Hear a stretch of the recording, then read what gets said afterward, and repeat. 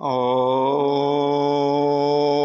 नमो ब्रह्मादिभ्यो ब्रह्मविद्यासम्प्रदाय कर्तृभ्यो वंशर्षिभ्यो महद्भ्यो प्रज्ञा नमो गुरुभ्यः सर्वप्रपल्लं रहितः प्रज्ञानघनः प्रत्यगर्थो ब्रह्मेवाहमस्मि ब्रह्मेवाहमस्मि। ॐ शङ्करं शङ्कराचार्य केशवं बादरायणं सूत्रभाष्य कृतो वन्दे भगवन्तो पुनः पुनः। ईश्वरो गुरुरात्मेति मूर्तिभेदविभागिनीं व्योमवद्व्याप्तदेहाय दक्षिणामूर्तये नमः। सच्चिदानन्दरूपाय विश्वोत्पत्त्यादिहेतवे तापत्रयविनाशाय श्रीकृष्णाय वयं नमः। ॐ स्वस्ति नः इन्द्रो वृद्धश्रवाः स्वस्ति नः पूषा विश्ववेदाः स्वस्ति नस्ताक्षरो अरिष्टनेमिः स्वस्ति नो बृहस्पति दधातु। ॐ सर्वमाङ्गल्यमाङ्गल्ये शिवे सर्वार्थसाधिके शरण्ये त्र्यम्बके गौरी नारायणी नमोस्तुते। ॐ शान्ति शान्ति शान्ति।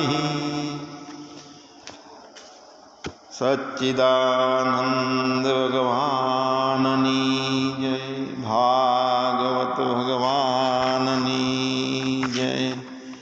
हरे कृष्णा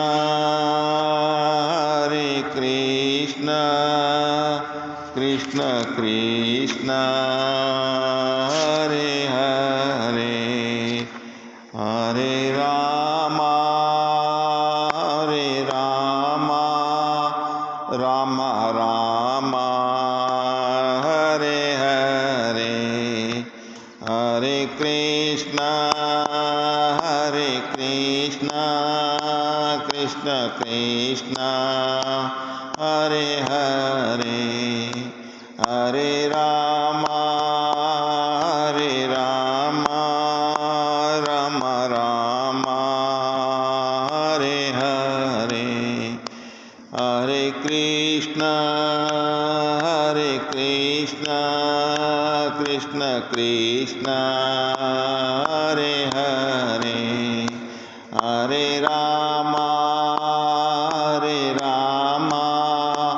राम राम हरे हरे, हरे कृष्ण कृष्ण कृष्ण हरे हरे, हरे राम राम राम हरे हरे, हरे कृष्ण कृष्ण कृष्ण हरे हरे, हरे राम राम राम हरे हरे। सद्गुरु देवनी जय।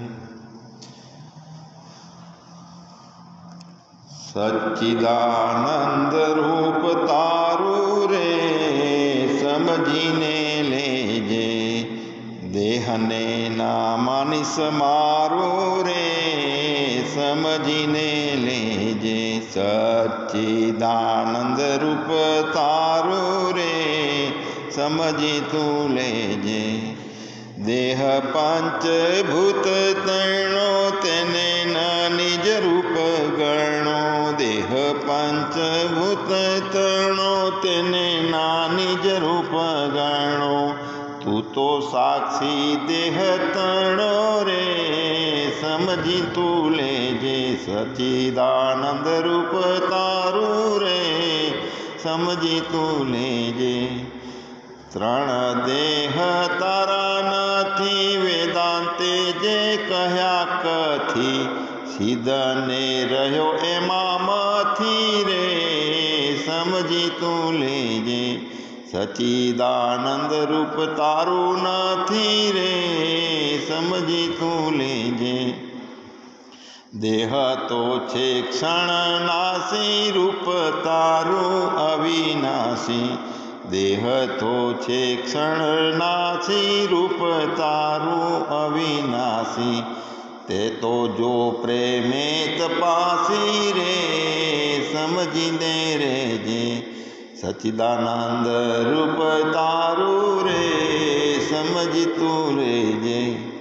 શુદ્ધ બુદ્ધ અવિનાશી, આત્મા છે સ્વપ્રકાશી, શુદ્ધ બુદ્ધ અવિનાશી, આત્મા છે સ્વપ્રકાશી.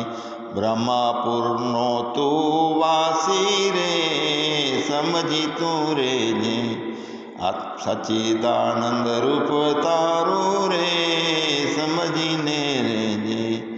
વાહન રૂપ દેહ તારો, તું તો તેને ચલાવનારો, વાહન રૂપ દેહ તારો, તું તો એને ચલાવનારો. માટે સદા રેજે ન્યારો રે, સમજીને રેજે સચ્ચિદાનંદ રૂપ તારું રે, સમજી તું લેજે. સદગુરુ શરણે જાશે, તેને તેવું સમજાશે, સદગુરુ ચરણે જાશે, એને તેવું સમજાશે. અખંડ આનંદ ઉભરાશે રે, સમજી તું લેજે અખંડ આનંદ ઉભરાશે રે, સમજી તું લેજે સચ્ચિદાનંદ રૂપ તારું રે, સમજી તું લેજે. સદગુરુ દેવની જય.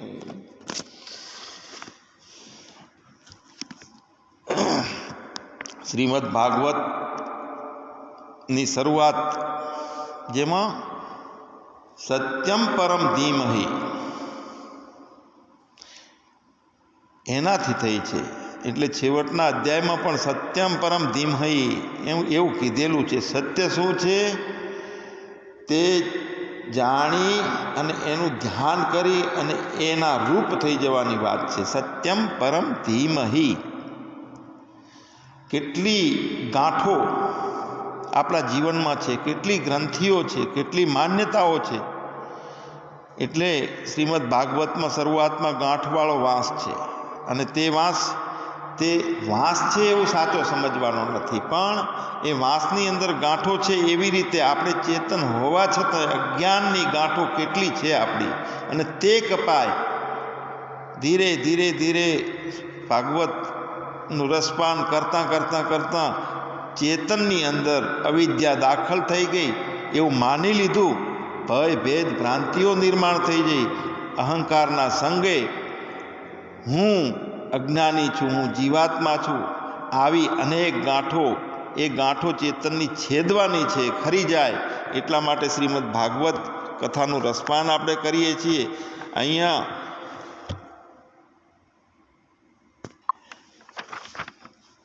કપિલ ભગવાન સબીજ યોગના લક્ષણો સમજાવે છે.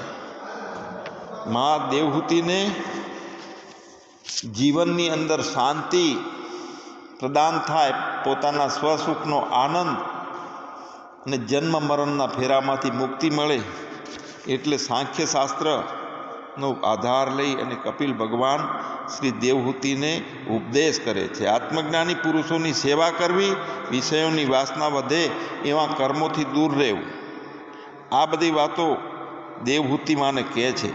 સબીજ યોગના લક્ષણો સમજાવે છે. એટલે પરધર્મનો ત્યાગ કરવો. પરધર્મ એ શું છે અને સ્વધર્મ એ શું છે? સ્વધર્મ એટલે કે હું કોણ છું? હું ચેતન આત્મા છું. હું ચેતન આત્મા છું તો મારો ધર્મ શું છે? સચ્ચિદાનંદ કાયમ છું, જ્ઞાન જાણનાર છું અને અસંગી છું. આના સિવાયનો જેટલો જે ધર્મો છે એ પરધર્મ છે. દેહાત્મ ભાવથી હું મને માની લઉં કે હું જન્મવા મરવા વાળો છું તો એ દેહનો ધર્મ છે. ભૂખ તરસનો ધર્મ છે તે પ્રાણનો છે, અને ભય ભેદ ભ્રાંતિનો ધર્મ છે તે મનનો ધર્મ છે. એટલે પરધર્મનો ત્યાગ કરવો. સતત આનંદની પ્રાપ્તિ કરવી છે તો એ ધર્મ અજ્ઞાની જીવના અને અહંકારના એકાત્મતા થઈ ગઈ છે. એના કારણે અધ્યાસ થઈ અને જગત સાચું લાગવા લાગે છે. તો એ અધ્યાસ તોડવો કેવી રીતે, એના માટે મુખ્ય વાત કરી છે કે આત્મજ્ઞાની પુરુષોની સેવા કરવી અને વિષય વાસના વધે એવા કર્મથી દૂર રહેવું. કારણ કે નિત્ય પ્રસન્નતા ચિત્તની રહેશે, નિત્ય પોઝિટિવિટી રહેશે કે હું ચેતન આત્મા છું. તો આત્મ સ્વરૂપ કીટ બ્રહ્મરના ન્યાય, જેમ કીડો ભમરાનું ચિંતન કરતાં કરતાં કરતાં ભમરો બની જાય છે, એ રીતે હું ચેતન આત્મા છું એવો ચિંતન કરતાં કરતાં કરતાં હું બ્રહ્મનું ચિંતન કરતાં કરતાં બ્રહ્મરૂપ બની શકું છું.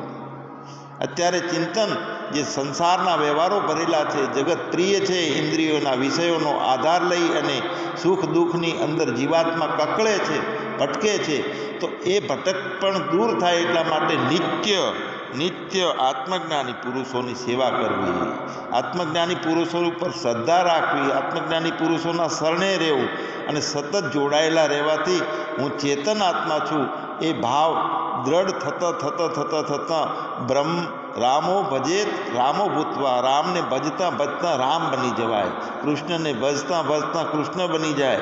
એમ હું ચેતન આત્મા છું, હું બ્રહ્મ છું, એ સતત અધ્યયન કરતાં જેટલા આંટા હું દેહ છું, હું ફલાણો નામ છું, એ જેટલા આંટા ચડાયા છે એ આંટા પાછા ખોલી અને હું બ્રહ્મ છું, ઊંઘમાં સ્વપ્નમાં પણ હું દેહ નથી, આવી દ્રઢતા થાય તો એ દ્રઢતા માટે સતત મહાપુરુષોની સેવા કરવી, એટલે કે સેવવા, એટલે કે એમના શરણે રહેવું. કેમ કે મહાપુરુષો જે છે એમનું એકમાત્ર લક્ષ્ય છે. કેટલી જાતના અજ્ઞાનો પહેરે છે જીવાત્મામાં એ પણ એ જાણતા હોય છે, એ અજ્ઞાનોને કેવી રીતે તોડવા એ પણ એ જાણતા હોય છે. કપિલ ભગવાન દેવહૂતિમાં શું છે કાપવા જેવો એ પ્રમાણે ઉપદેશ કરે છે.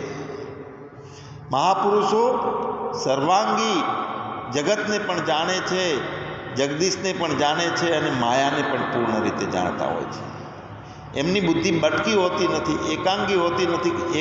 એક જ વિષય એમનામાં પહેલો હોય અને એક જ વિષય પોતાનામાં દ્રઢ થયેલો હોય તો એ વિષય પીરસે. કયો રોગી છે એને કઈ દવા આપવી એ મહાપુરુષોને ખબર હોય છે.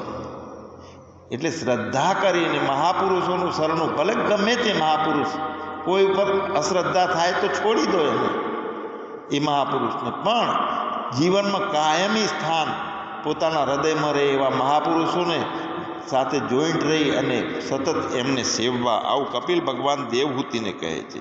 જેથી વિષયોની વાસના વધે છે અને એવા કર્મો આપણાથી થાય છે તો વિષયોની વાસના અને કર્મોથી દૂર રહે. જ્યાં સુધી શરીર છે, ઇન્દ્રિયો છે, ત્યાં સુધી કર્મો રહેવાના છે, જગતના ભાવો રહેવાના છે, એની અંદર વિચરવાનું રહેવાનું છે. પણ એની અંદર હું અસંગી કેવી રીતે રહી શકું, એ સતત મહાપુરુષોને સેવ્યા હોય, સતત બ્રહ્મનિષ્ઠા કેળવી હોય, મન માની રીતે કરવા જતાં જીવનું કલ્યાણ થાય છે. મહાપુરુષો બધું જાણતા હોય છે કે કઈ રીતે કયા જીવનો ઉદ્ધાર થશે.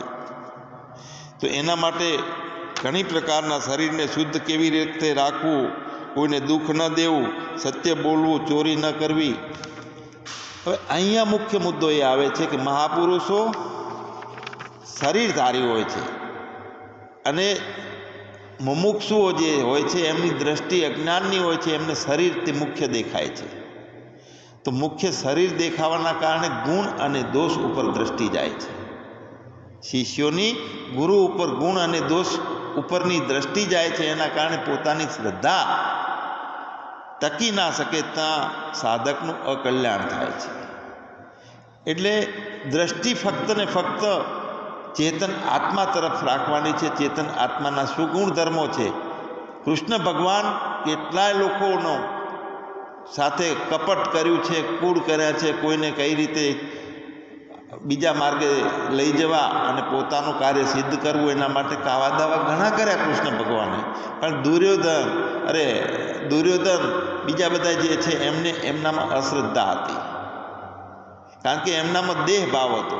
પણ જ્યારે દ્રૌપદી અને શ્રી અર્જુન અને દ્રૌપદીને એના ઉપર પૂર્ણ શ્રદ્ધા હતી કૃષ્ણ ઉપર, એના કારણે એમને પૂર્ણ જ્ઞાન તરફ લઈ ગયા છે. જો અશ્રદ્ધા નિર્માણ થાય છે ત્યાં જીવનું અકલ્યાણ થાય છે. જ્યાં પૂર્ણ આનંદની પ્રાપ્તિ કરવાની હોય તો ગુરુ ઉપર રાગ પણ ન કરાય અને ગુરુ ઉપર દ્વેષ પણ ના કરાય. રાગ અને દ્વેષ એમાં વેર અને બદલાની ભાવના જે છે એ અકલ્યાણ કરે છે. રાગ અને દ્વેષ એ છોડી કોઈ ઉપર, ગુરુ ઉપર તો બહુ પાપ કહેવાય રાગ અને દ્વેષ કરવો એ, પણ કોઈ જીવાત્મા ઉપર જીવનમાં જો રાગ અને દ્વેષ કરીએ તો એ કુદરતના કાનૂનમાં નથી. કુદરતના કાનૂનને એટલે સ્વધર્મનું આચરણ, હું સચ્ચિદાનંદ રૂપ છું, હું દેહ નથી, 3 કાળમાં હું દેહ નથી, તો હું રાગ અને દ્વેષ કેવી રીતે આવે? તો ઉપાસકનો જે પરસ્પર ભેદ છે એ ઉપાસકને અભેદતાની દ્રઢતા થવી જોઈએ. કામમાંથી, ક્રોધમાંથી, લોભમાંથી, મોહમાંથી, મદમાંથી, મત્સરમાંથી ભેદ બુદ્ધિ જે નિર્માણ થાય છે અને કરતા ભોગતાનો ભાવ, પોતે પોતાને કરતા ભોગતા જાણતો હોય અને સામે જેની પાસેથી જ્ઞાન લેશે એમાં કરતા ભોગતાની દ્રષ્ટિ હોય તો કોઈ જ્ઞાન થતું નથી, આગળ વાત અટકતી નથી. લૌકિક જ્ઞાન અને લૌકિક આનંદ એ બંને સતના લક્ષણ નથી. મહાપુરુષોનું તો રમણ હોય છે ખાલી. લૌકિક જ્ઞાન એવું લાગતું હોય, લૌકિક આનંદ એ તો તમારી સાથે નાચે કૂદે, તમને તમારા જેવડા બની અને મહાપુરુષો રમે, એથી એવું સમજવાની જરૂર ના હોય કે મહાપુરુષ અજ્ઞાની હોય. તમારા જેવડા થઈને તમારી સાથે રમે, તમારી સાથે એકતા કરે, ત્યારે તમારી શ્રદ્ધા વધે અને જ્ઞાનની પકડ વધે છે. જ્યાં સુધી અભેદતા નિર્માણ ના થાય, હું અને બધા એક સરખા છીએ એવો ભાવ નિર્માણ ના થાય, ત્યાં સુધી જ્ઞાન થતું નથી. શિષ્ય મહાન છે અને શિષ્ય સામાન્ય છે અને ગુરુ મહાન છે, આ ભાવ પણ કાઢવો પડે. નાસતે વિદ્યતે ભાવો વિદ્યતે સતઃ. અસત વસ્તુઓની કોઈ સત્તા નથી અને સતનો કોઈ અભાવ નથી. તો એવી રીતે બંનેને તત્વજ્ઞાની જે પુરુષો એ બંનેને જોવે છે. અસત વસ્તુની ખ્યાલ હોય છે અને એની કોઈ સત્તા નથી એ પણ મહાપુરુષો જાણતા હોય છે, અને સત્યનો કોઈ અભાવ નથી. સત્ય કોઈ દિવસ આઘું ખસતું નથી, દૂર જતું નથી, દૂર બીજું કાંઈ છે નહીં.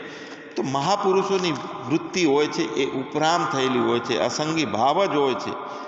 સંસાર આત્મા સ્વયં પ્રકાશ આનંદરૂપ છે.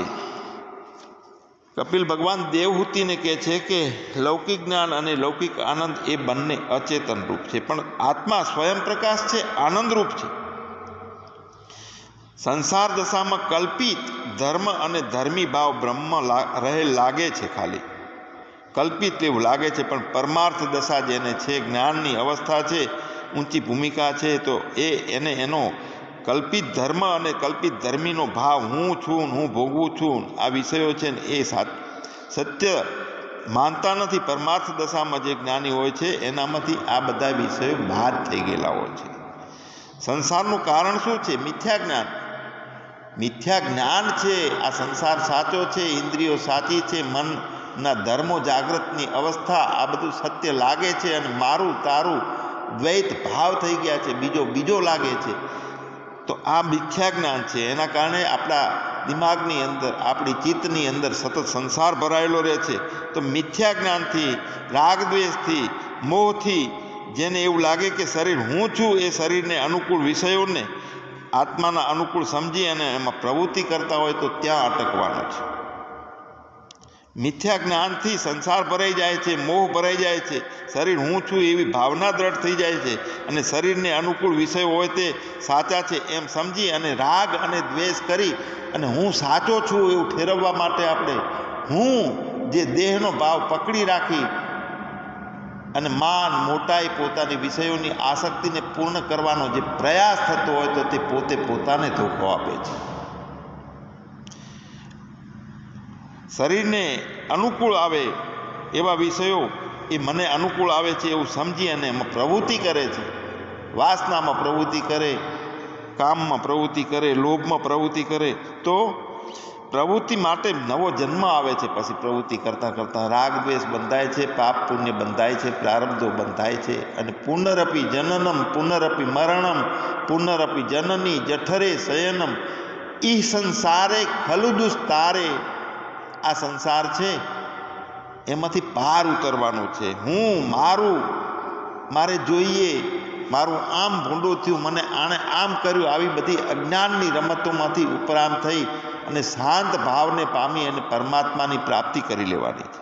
પોતાનો સ્વપ્રકાશનો અનુભવ કરી લેવાનો છે. પણ જ્ઞાની ભક્ત સમજે છે કે જેમ પુત્ર તથા ધનનું અભિમાન કરવાવાળો પુરુષ પુત્ર અને ધનથી નોખો છે તેમ દેહથી એનો સાક્ષી જુદો છે. જેમ અગ્નિનો અંગારો હોય છે તો અગ્નિના અંગારાથી અગ્નિ જુદો છે, તેવી રીતે ઇન્દ્રિયો અને અંતઃકરણથી આત્મા જુદો છે. જે જેને જુએ છે તે તેથી જુદો છે અને જે જેને જણાય છે તે પોતાનાથી દ્રશ્યો છે, પોતે દ્રષ્ટા છે. જે હું છું અને એક આ છે, જેને જોવાય છે તે બધું આને જોવાય છે અને જોનારો છે તે હું છે. તો હું અને આ એક નથી. હુંની અંદર ફક્ત હુંનો હું રે, હું સિવાય બીજું કાંઈ પેસે જ નહીં, ત્યારે તે આત્મજ્ઞાન છે. પણ હુંની અંદર આ જોવાનું થાય છે તો એ વખતે તરત વૃત્તિને ફગાઈ દેવાની છે કે એ દેહનો ધર્મ છે.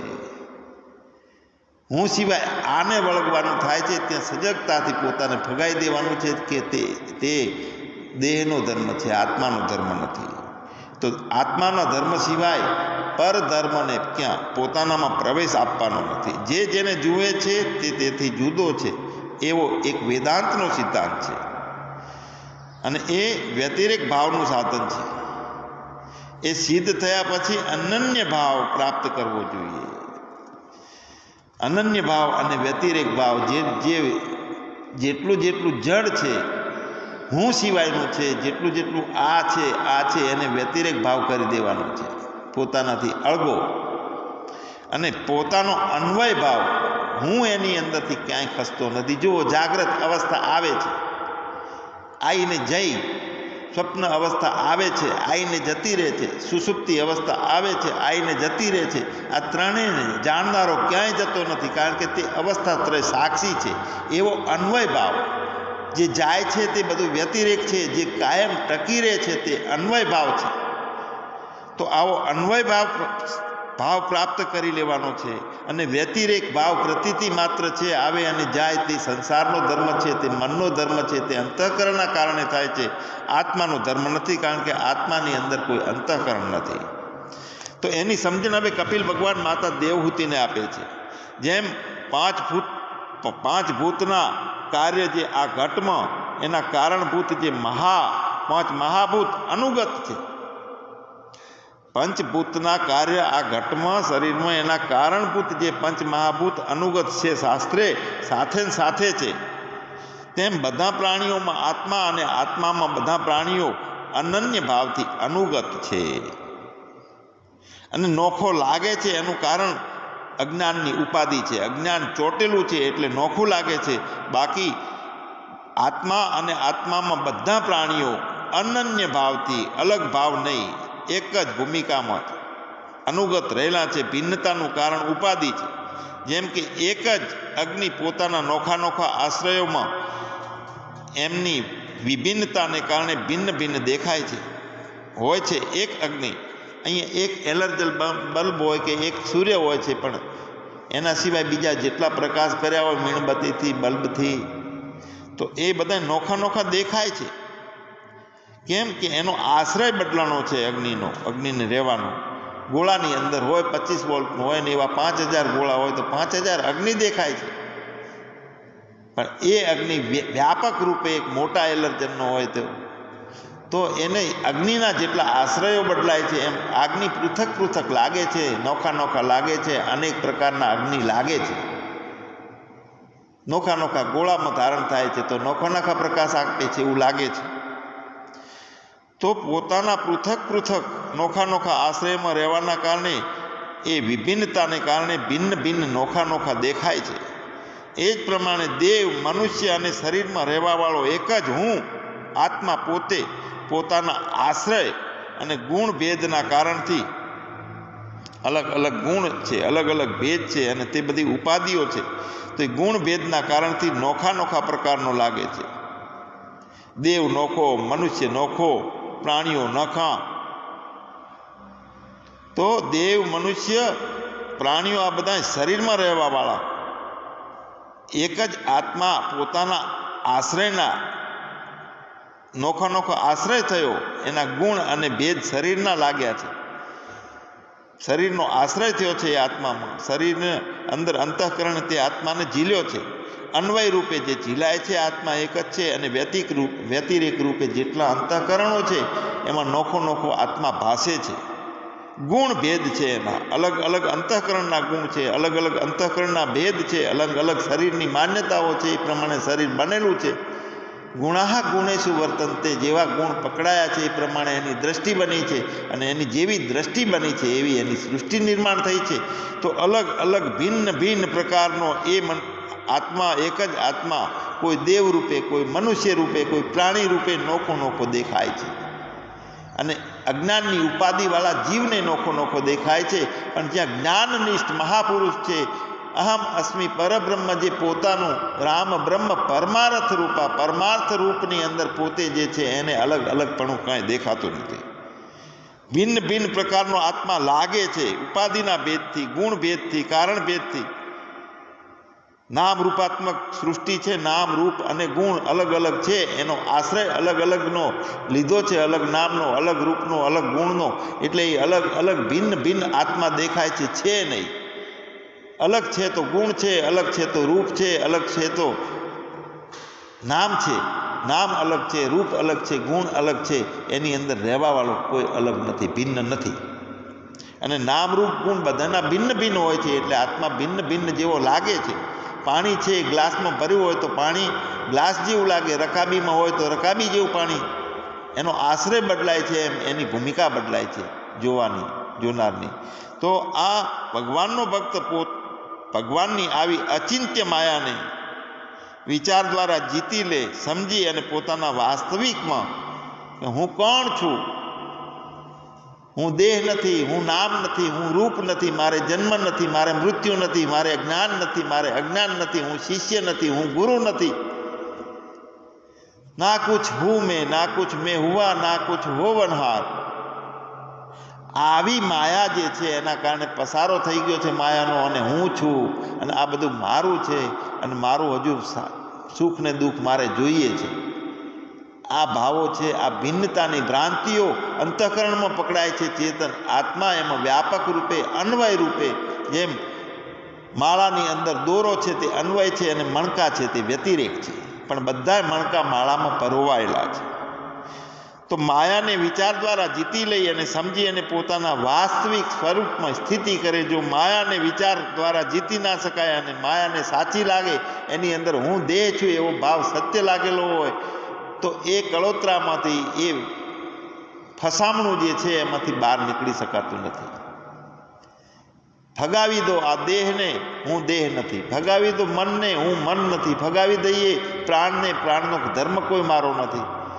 મારે કોઈ કર્મયોગ, નથી મારે ભક્તિયોગ, નથી મારે જ્ઞાનયોગ. આવા બધામાંથી નીકળીને હું સચ્ચિદાનંદ રૂપાય વિશ્વ ઉત્પત્ત્યાદિ હેતવે તાપત્રય વિનાશાય, સચ્ચિદ આનંદ સ્વરૂપ પોતાનું સમજી લો. હે દેવહૂતિ, પોતાના માયાને વિચાર દ્વારા તમે જીતી લો અને સમજવી અને તમે પોતાના સ્વરૂપમાં સ્થિતિ કરો. દેવહૂતિ પૂછે છે કે હે પ્રભુ, જેનાથી પ્રકૃતિ, પુરુષ અને મહત્તત્વ વગેરે જે સાંખ્યનું વાસ્તવિક સ્વરૂપ જણાય છે અને જે એ લક્ષણોનું મૂળ છે, તો એવા ભક્તિયોગનો માર્ગ મને વિસ્તારપૂર્વક કહો.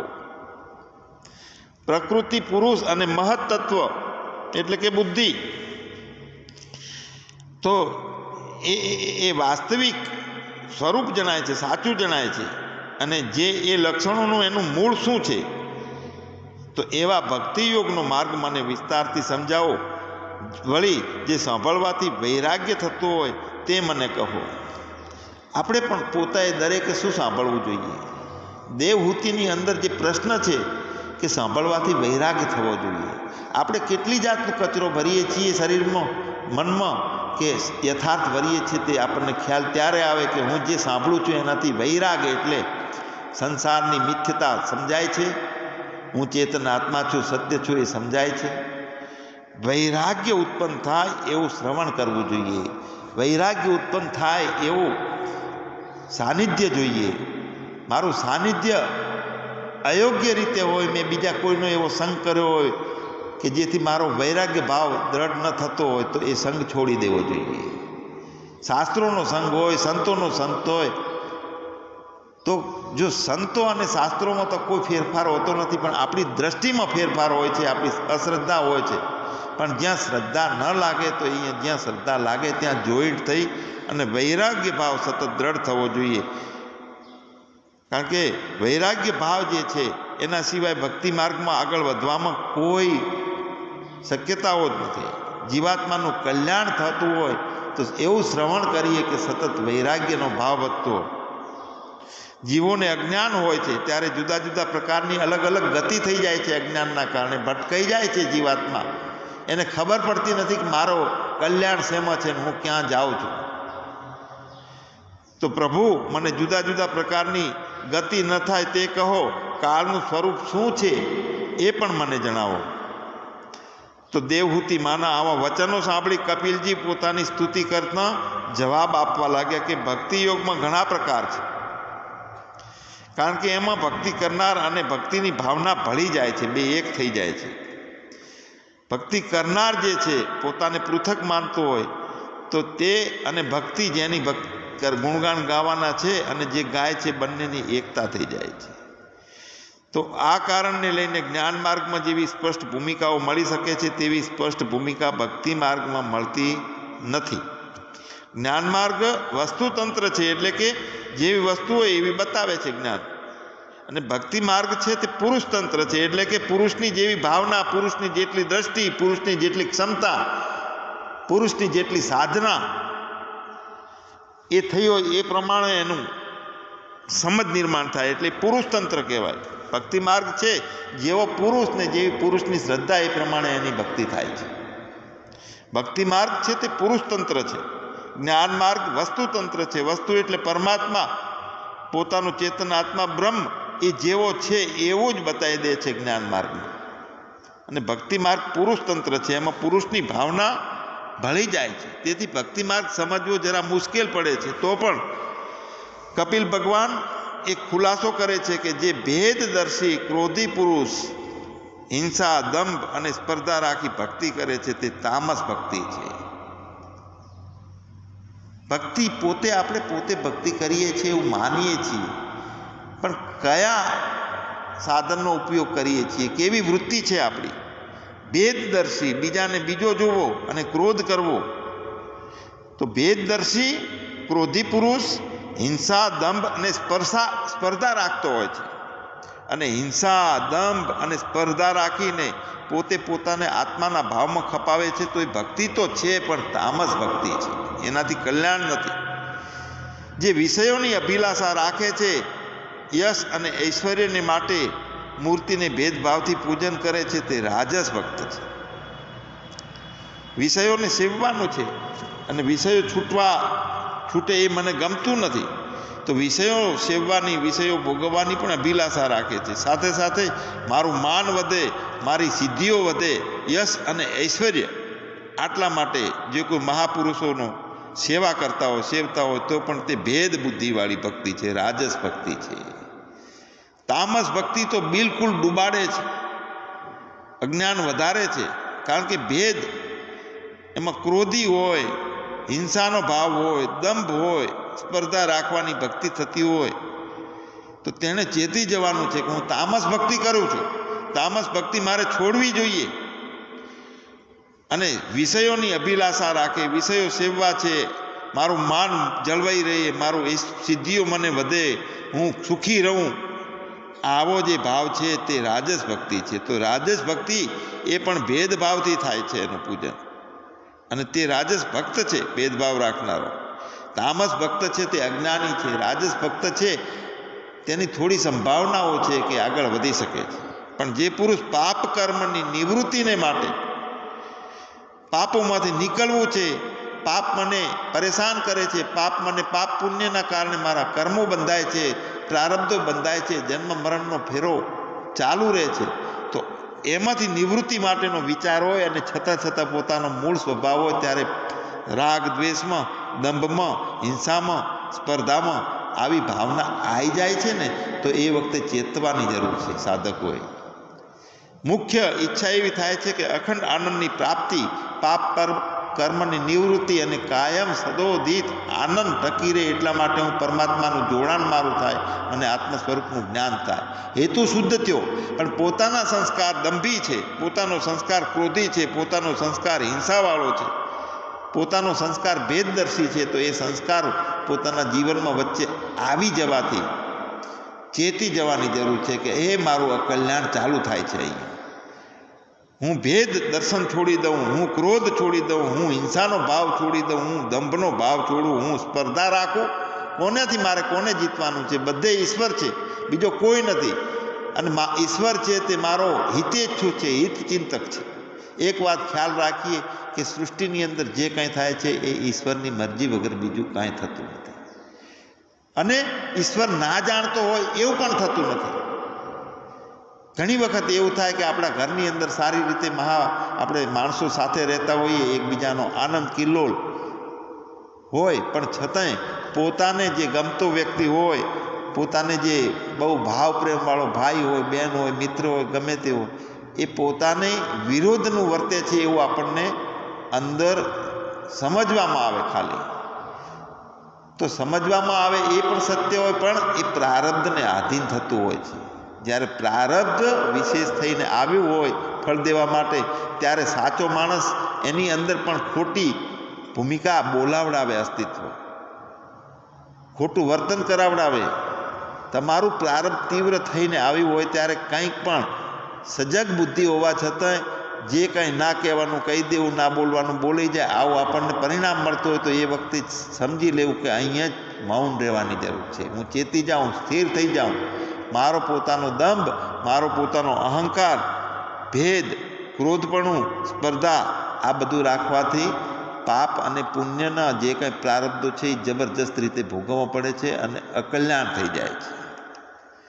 રાજસ ભક્તે ખાસ પાપ કર્મની નિવૃત્તિ માટે રસ્તો પકડ્યો છે, તો એ નિવૃત્તિ કર્યા વગર બીજો મારે કાંઈ કોઈ વિષયમાં લક્ષ્ય રાખવું જ નથી. આવી ભૂમિકા પરમાત્માને કર્મ અર્પણ કરવાને માટે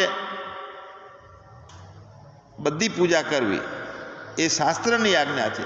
હું મારા બાળકને ભણાવું છું તો હું પૂજા કરું છું. હું મારા પતિને સાચવું છું તો હું મારી પૂજા કરું છું. પૂજા એટલે ફક્ત મંદિરમાં જઈ અને તિલક કરી આપવું એટલી જ પૂજા નથી. જ્યાં જ્યાં હું જે કામ કરું છું એ મારા પ્રભુ માટે કરું છું, મારા પ્રભુના રાજીપા માટે કરું છું, એટલે બધું મારું કર્મ છે તે પૂજા બની જાય છે. જેટલા મારા દ્વારા જે કંઈ આ શરીરથી, મનથી, બુદ્ધિથી, ઇન્દ્રિયોથી જે કર્મો થાય છે એ પૂજા થવી જોઈએ. પણ આપણા મનથી, આપણી બુદ્ધિથી, આપણા શરીરથી પૂજાના બદલે હિંસાઓ થતી હોય, કોઈને દુઃખ દેવાતું હોય, કોઈને દુઃખી કરવાનું આવતું હોય, કોઈનું ધનોત કાઢી નાખવાની બુદ્ધિ આવતી હોય, તો તે કોઈ કાળે જન્મ મરણના ફેરામાંથી છૂટી શકતો નથી અને દુઃખો બહુ ભોગવવા પડે છે. પરમાત્માને બધા કર્મો અર્પણ કરી દેવાના છે, તો પછી કોકનું ખૂન કરી અને કર્મ પરમાત્માને અર્પણ કરી દેવાનું. અરે ખૂન કરવા પહેલાં એક દ્રષ્ટિ આવી કે સામે છે ઈશ્વર છે. તો પરમાત્માને હું ચેતન આત્મા છું એવું સજગતાથી કામ કરી અને કર્મો પરમાત્માને અર્પણ કરી દેવાના છે. શાસ્ત્રો કોઈ અવિદ્યા અજ્ઞાન વધે એટલા માટે કોઈ છૂટ આપતા નથી, પણ ધીરે ધીરે ધીરે એમાંથી નીકળી જવાનું છે. એમાંથી પ્રારબ્ધ આવ્યું હોય તો કાંઈ કર્મો કરાવી જાય, કાંઈ ભોગવટો કરાવી જાય, પણ એમાંથી હું કેવી રીતે બહાર નીકળી શકું? તો પરમાત્મા ઈશ્વર હિતેચ્છુ છે, હિત ચિંતક છે. આપણે એના ઉપર નિષ્ઠા રાખીએ છીએ તો એવા સંજોગો આપે છે કે આપણને અજ્ઞાનમાંથી અવિદ્યામાંથી દૂર કરી અને સતત જ્ઞાનમાં અને વિદ્યામાં રાખે છે. ભેદભાવથી પૂજા નથી કરવાની, પરમાત્માની પૂજા કરવાની છે. જીત દેખું તીત તું કો તું, હાથી મેં તો મોટો, કીડી મેં તું છોટો, મહાવત બનકે તું બેઠો માથે, હાંકણવારો તું કો તું. બીજો કોઈ છે જ નહીં. નાળિયેરનું ઝાડ કેટલું ઊંચું 50 ફૂટનું હોય છે, પાણી ઉપર ચડાવે છે, તો તે નાળિયેર પણ તું છે, તે ઝાડ પણ તું છે, પાણી ચડાવવાની ગતિ છે, કાળ છે, તે પણ તું છે. જીત દેખું તું કો તું. ભેદભાવથી કોઈ પૂજા નથી કરવાની. વિચાર છે તે પૂજા છે. મારો વિચાર પરમાત્માને છોડીને હોય તો તે પૂજા નથી. પરમાત્માને છોડ્યા વગર દરેક કામ કરવાનું છે. જે હું કામ કરું છું તે મારા પ્રભુને ગમે, મારા પ્રભુ મારા ઉપર રાજીપો રાખે, આવી રીતે જે કામ કરે છે તે સાત્વિક ભક્ત છે અને તેનું કલ્યાણ છે, બાકી અધોગતિ છે. તો સૌથી ઉત્તમ ભક્તિ કઈ કહો આપણે? ભક્તિ એટલે ભગવાનની સામે પલોઠી વાળીને બેસી જવાનું એવી નથી. જાગ્યા ત્યાંથી ઊંઘ્યા, સ્વપ્ન હોય, સુસુપ્તિ હોય, બધી અવસ્થામાં સતત જે કાર્ય થાય છે એ ભક્તિની અંદર રહીને થવું જોઈએ. અડધો કલાક ભક્તિ કરીને પછી કે હો જેમ છૂટ, જે ખોટું ખરું કરવું હોય તે એમ નહીં. ખોટું ખરું થતું હોય, પ્રારબ્ધ કરાવતું હોય તો પરમાત્માને છોડીને કાંઈ કરવાનું નથી. સૌથી ઉત્તમ ભક્તિ છે તે સાત્વિક ભક્તિ છે. હિંસા, દમ, સ્પર્ધા, પોતાના અંદર થઈ ગયેલા ભાવો આગળ આવતા હોય તો એ ભાવો સમી જાય. ભક્તિની અંદર હોઈએ તો પરમાત્માની દ્રષ્ટિ જ સતત રહેતી હોય તો બાકીનું બધું ઉડી જાય છે. કોઈ પણ અજ્ઞાન આપણને દુઃખ આપતું નથી.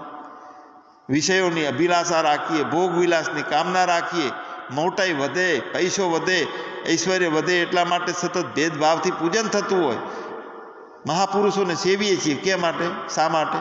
તો કે એમના આશીર્વાદથી એમને લાખો કરોડો રૂપિયા મળી જાય એટલા માટે. આ રાજસ ભક્તિ છે. ક્રોધ આવે છે, હિંસા થાય છે, દંભ થાય છે, ઘરમાં પત્ની સાથે મારઝૂડ થાય છે. કોઈ રામ પોતાનો ઈશ્વર દેખાવો જોઈએ દરેકમાં. અરે ઘણી વખત તો બાળકોની સાથે પિતાનો વ્યવહાર એવો ઘાતકી હોય છે કે બાળકો એનાથી ખુશી હોતા નથી. પત્ની, એને એમ લાગે કે હું ક્યાં અહીંયા પટકણી, મારું જીવન સતત રાક્ષસી જીવન જીવવાનું તે તામસ ભક્તિ છે. અભિલાષા રાખી અને ઈચ્છા કરીને એનું ફળ મળે આવી ઈચ્છાઓ રાખી અને સતત આપણે જો કોઈને સેવતા હોઈએ, કોઈની સાથે જીવતા હોઈએ તો તે તામસ રાજસ ભક્તિ છે. ભક્તિ એટલે પલોઠી વાળી અને સતત પરમાત્માના મંદિરની આગળ બેસી જવું એ નથી. પ્રત્યેક ક્ષણે મારું કર્મ શું છે, મારો વિચાર શું છે, મારો આનંદ કેટલો ટકી રહે છે, ફક્ત ને ફક્ત હું મને છોડ્યા વગર સચ્ચિદાનંદ રૂપાય એ ભૂમિકાને છોડીને જે કાંઈ કામ કરીશ તો તે રાજસ અને તામસ ભક્તિ થઈ જાય છે.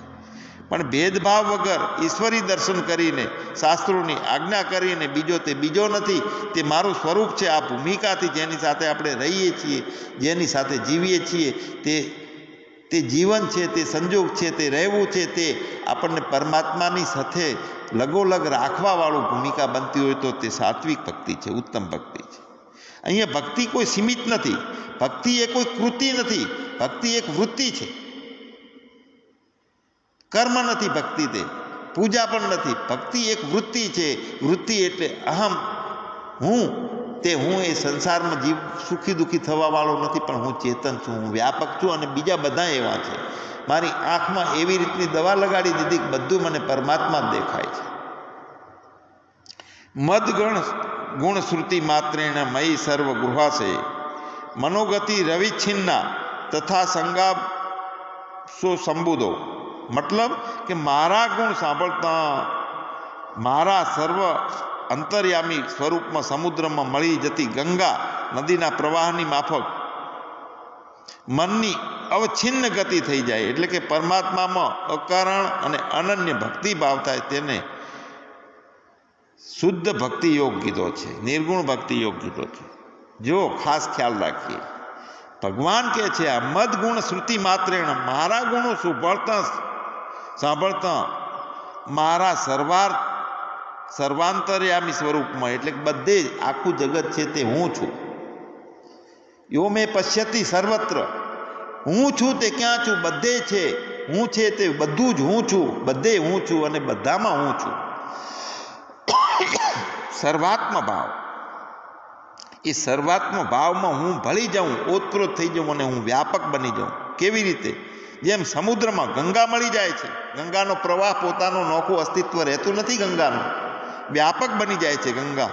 તો એ ગંગાના પ્રવાહનું પોતાનું નાનુંપણું, પોતાનું પરિચિંતાનો ભાવ, પોતાનું વ્યક્તિત્વ ભાવ જે છે એ ખલાસ થઈ જાય છે અને સમુદ્ર બની જાય છે. અને શાંત સમુદ્ર તો નદીનો પ્રવાહ જે મટી જાય છે, એ રીતે મનની પોતાની ભૂમિકા છે. મનની જે ગતિ થઈ છે, કામની થઈ છે, ક્રોધની થઈ છે, લોભની થઈ છે, હિંસાની થઈ છે, દંભની થઈ છે, આ ભક્તિ નથી. એ બંધ અલગ અલગ પ્રકારની જે ગતિઓ છે, તે ગતિઓ બધી પરમાત્મામાં ભળી જાય. જેમ નદી પરમાત્મામાં સમુદ્રનો આકાર લઈ લે, એમ મન મારું યો મેં પશ્યતિ સર્વત્ર સર્વચમય પશ્યતિ, બધાયમાં હું છું.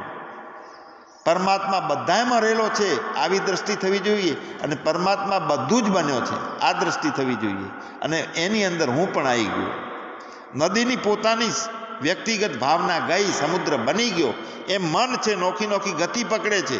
કોઈ રાજસ ભક્તિ કરે છે, ભેદભાવ કરે છે, યશ માટે જીવે છે, ઐશ્વર્ય માટે જીવે છે, મટી જવા માટે જીવવું. બાકી તો શરીરના ઝાડવાથી જે કંઈ થાય છે એ ગુણોમાં વર્તે છે. ગુણાહા ગુણેષુ વર્તન્તે ઇતિ મત્વા તત્વવિત્તુ.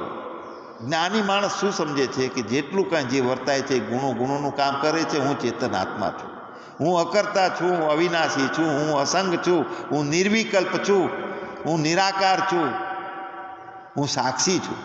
આ ભાવ જેને છૂટે નહીં તેને કાયમ માટેની ઉત્તમ ભક્તિ કીધી છે. મનની નોખી નોખી ગતિ છે, તે મનની ગતિ મન પરમાત્મામાં જઈ અને મળી જાય, મનનું પોતાનું અસ્તિત્વ ખલાસ થઈ જાય. એની સાથે સાથે અલગ અલગ પ્રકારની થઈ ગયેલી મનની ગતિઓ છે, કામ ક્રોધની ગતિ, લોભની ગતિ, બધી ગતિઓ જે છે તે મનની ગતિઓ નદીના પ્રવાહને જેમ સમુદ્રમાં સમાઈ જાય છે, મન પોતાનામાં પોતાના સ્વરૂપમાં એટલે કે પરમાત્મામાં પણ કેવી રીતે? અકારણ અને અનન્યતાથી, કોઈ કારણ રહિત અને અનન્યતા એટલે નથી બીજું કાંઈ હવે. અને કોઈ દિવસ એક વખત મન પરમાત્મામાં સ્વરૂપમાં આત્મામાં ઓતગોળ થઈ ગયા પછી એ કદી છૂટું પડતું નથી. તો છૂટું પડે છે તો એ સત્વના રૂપમાં કામ કરે છે. ચેતનને જગત માણતું હોય એના માટે ઉપયોગી સાધન તરીકે કામ કરે છે, પણ નોખી ગતિ એનામાં અલગ ઊભી થતી નથી. જ્યાં સુધી મનમાં અલગ અલગ ગતિ ઊભી થાય છે, અલગ અલગ વૃત્તિઓ ઊભી થાય છે, ત્યાં સુધી અજ્ઞાન છે. પણ રમત તરીકે બધું કરવું પડે. કૃષ્ણ ભગવાને એક ક્ષણની અંદર ગમે એટલો કેટલાના ભૂક્કા બોલાવી દીધા છે. એક ક્ષમતા છે મહાપુરુષોની, કોઈ પણ પરિસ્થિતિને પહોંચી વળવાની ક્ષમતા છે, કોઈ પણ પરિસ્થિતિને પોતાના પી જવાની ક્ષમતા છે, પોતાનામાં સ્થિર થઈ જવાની ક્ષમતા છે, કામ વાસનામાંથી પોતાને સ્થિર કરી દેવાની ક્ષમતા પણ મહાપુરુષોની હોય છે. પરમાત્મામાં અકારણ અને અનન્ય ભક્તિ ભાવ હોય તો, અનન્યતા હોય કે હું ચેતન આત્મા જ છું, તે મહાપુરુષમાં બધું સામર્થ્ય હોય છે. અને એ સામર્થ્યવાન જે હોય છે, અનન્યતા હોય છે, અકારણ પરમાત્મામાં પ્રેમ હોય છે, એને નિર્ગુણ ભક્તિ યોગ કીધો છે. તો એવો ભક્ત મારી સેવા સિવાય સાલોક્ય, સાષ્ટી, સામીપ્ય, સારૂપ્ય કે કેવલ્ય મોક્ષને પણ ઈચ્છતો નથી. જો મોક્ષના પણ પ્રકારો છે, સ્વર્ગના પ્રકારો છે, લોકના બધા પ્રકારો છે.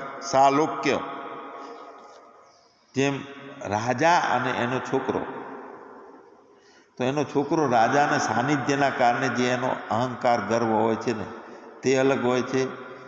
એના દૂરીપણાના કારણે એનો જે મનનો વિચારનો ભાવને જીવનની ઝલક નોખી હોય છે. રાજાએ દ્વેષ કર્યો હોય ને તર છોડી દીધો હોય ને એનો જ પુત્ર હોય તો પણ એનું જીવન, એનો દ્રષ્ટિકોણ અલગ હોય છે. તો જેમ જેમ દ્રષ્ટિકોણ અલગ અલગ હોય છે, સાનિધ્યનો દ્રષ્ટિકોણ હોય છે, દૂરનો હોય છે, પ્રેમનો હોય છે, દ્વેષનો દ્રષ્ટિકોણ હોય છે, અલગ અલગ દ્રષ્ટિકોણના આધારે અલગ અલગ ભૂમિકા જીવાત્માની નિર્માણ થતી હોય છે. તો અહીંયા સાલોક્ય આ શું છે? સાષ્ટી, સામુપ્ય, સામીપ્ય એટલે પરમાત્માથી સતત સાનિધ્ય, સારૂપ્ય એટલે પરમાત્મા અને બે નથી, બે એકરૂપતા, કેવલ્ય મોક્ષ એટલે બધાથી ઉપર છે. આ પોતાના ભક્તની અલગ અલગ ભૂમિકાઓ છે. આ લોક સાથેનું જીવન, લોકને સારી રીતે સમજી અને છતાં એમાં જીવવાનું તો સાલોક્ય. સાષ્ટી, પરમાત્મા સાથેનું સામીપ્ય રાખી અને જીવન જીવવાનું છે. હું અને પરમાત્મા એક છીએ તો પણ જીવન છે, અને કેવલ્ય મોક્ષ એ પણ જીવન છે. તો ભક્ત જે છે એની અલગ અલગ ભૂમિકાઓ છે. તો છેલ્લો ભક્તિયોગ જ શ્રેષ્ઠ છે. કયો? નિર્ગુણ ભક્તિયોગ. પરમાત્મામાં અકારણ અને અનન્ય ભક્તિભાવ, એ ભક્તિયોગ શ્રેષ્ઠ છે. તેનાથી પુરુષ 3 ગુણથી પર થઈ જાય છે. અને ભગવાન એમ કહે છે કે મનોગતિ રવિ બચિન્ના યથા ગંગા બસોમ બુદ્ધો હો, એટલે મારા સ્વરૂપને પામે છે, 3 ગુણથી પાર થઈને મારા સ્વરૂપને સાક્ષાત પ્રાપ્ત કરી લે છે. એવી ભક્તિયોગની ભૂમિકાઓ છે. તો હવે ભક્તિયોગની ભૂમિકાઓ કપિલ ભગવાન દેવહૂતિ માને જણાવે છે. તો એ ભક્તિયોગની ભૂમિકાઓ કપિલ ભગવાને જે દેવહૂતિ માને જ્ઞાનના ઉપદેશ માટે, દેવહૂતિ માનો પ્રશ્ન છે કે હું બિલકુલ મટી જાઉં, બિલકુલ શાંત થઈ જાઉં, પરમાત્માનો આનંદ સ્વરૂપ મારા અંદર ઉભરાઈ જાય અને પરમાત્માનો આનંદ મારાથી અલગ નથી, એવી ભૂમિકા મારી દાખલ થઈ જાય, એવી ભક્તિયોગનું વર્ણન કરો કે હું પરમાત્માથી કોઈ દિવસ છૂટી ના પડું.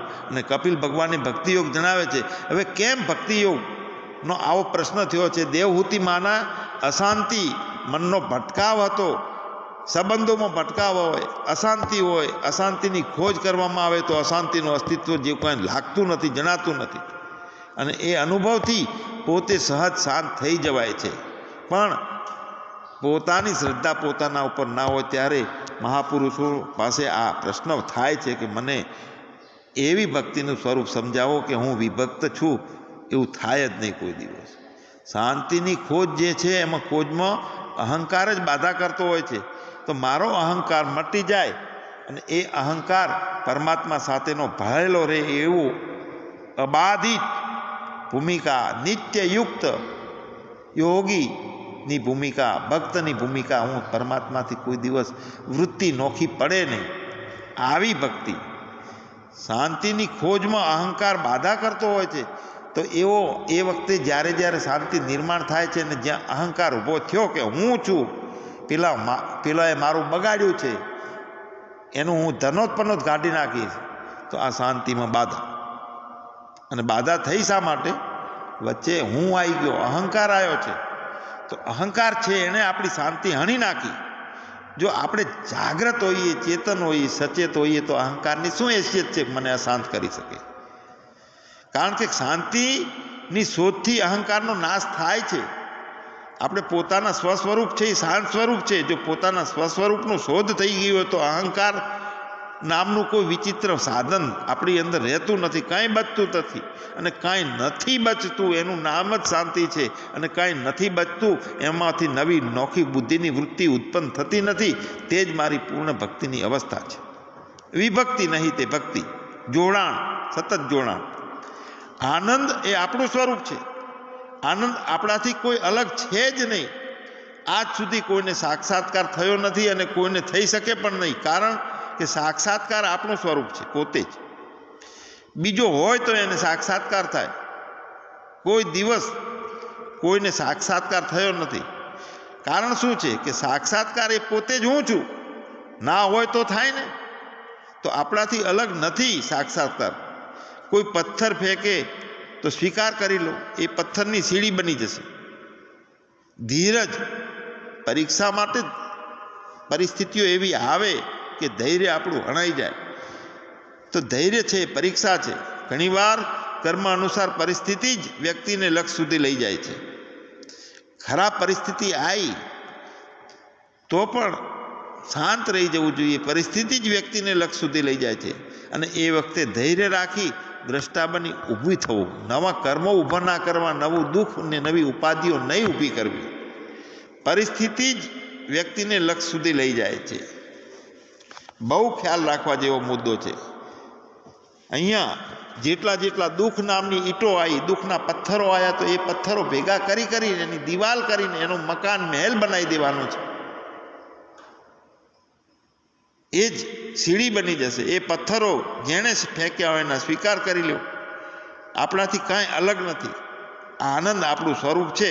એ આનંદની અંદર જ્યારે એવું લાગે કે આ બીજાએ પથ્થર ફેંક્યો છે, એ અજ્ઞાનીને સુધારવા માટે, અજ્ઞાની જે વસ્તુ જેનાથી બની હોય ને, કોઈને ક્રોધ ઉત્પન્ન થયો હોય, દ્વેષ ઉત્પન્ન થયો હોય, તો એને ડબલ દ્વેષ આલવાથી સીધું થશે. કોઈ દુઃખ ઊભું કરતું હોય તો એને એના કરતાં 10 ગણું દુઃખ આપો તો સીધું થશે. પણ અંદરની અંદર કોઈ વેર ભાવ ના રાખવો, અંદર દ્વેષ ભાવ નહીં. પરિસ્થિતિ જે ઊભી થઈ છે એ આપણને પોતાના લક્ષ્ય સુધી લઈ જાય છે.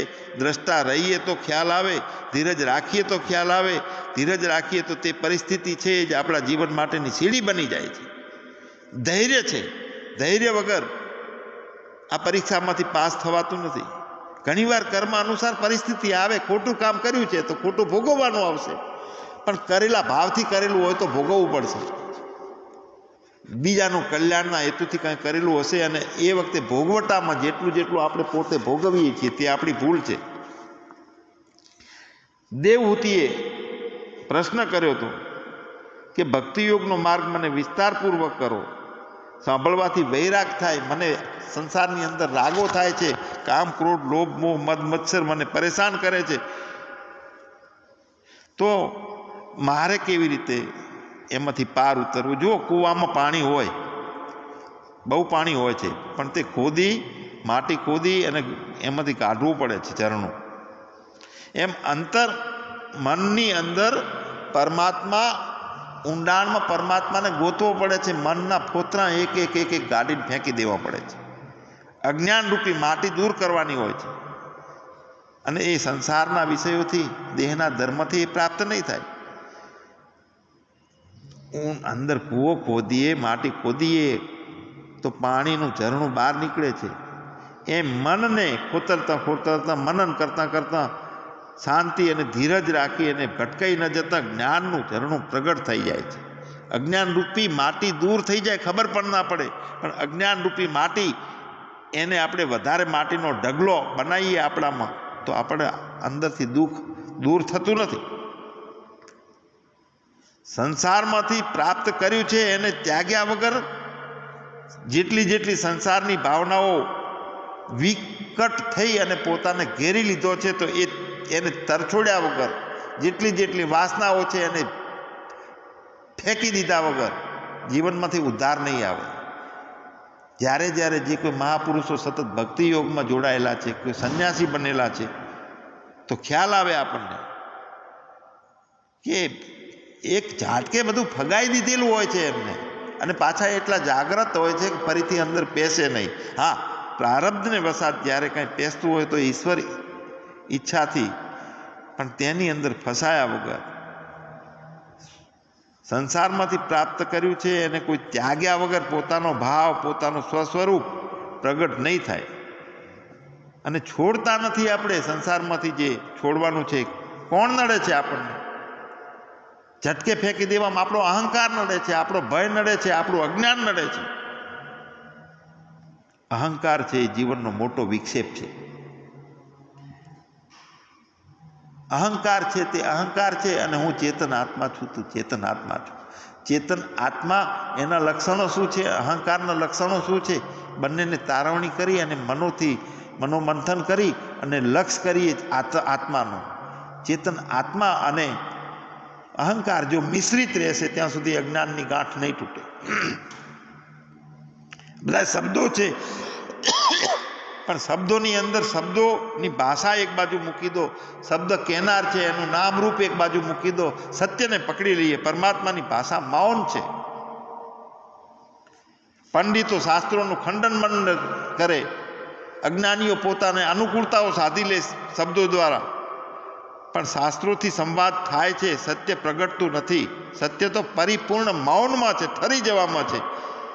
એટલે આ મટવાનો માર્ગ છે, બનવાનો માર્ગ નથી. આ પાંગરવાનો માર્ગ નથી, ઓગળી જવાનો માર્ગ છે. આ બનવાનો માર્ગ નથી, પણ મટી જવાનો માર્ગ છે. બાકી આવતીકાલે સદગુરુ દેવની જય, રામચંદ્ર ભગવાનની જય, ભાગવત ભગવાનની જય. ઓમ નમઃ પાર્વતી પતે હર હર મહાદેવ હર.